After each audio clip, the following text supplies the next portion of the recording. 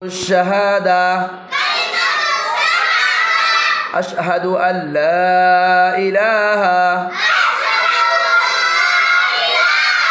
إلا الله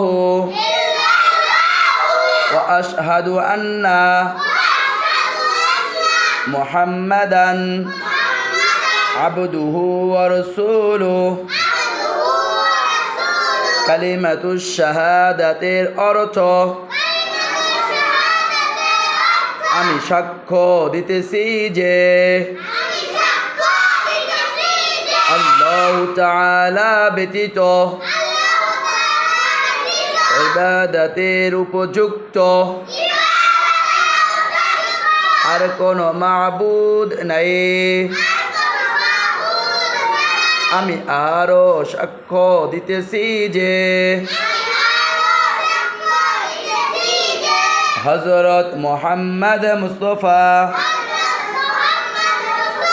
সাল্লাল্লাহু আলাইহি ওয়াসাল্লাম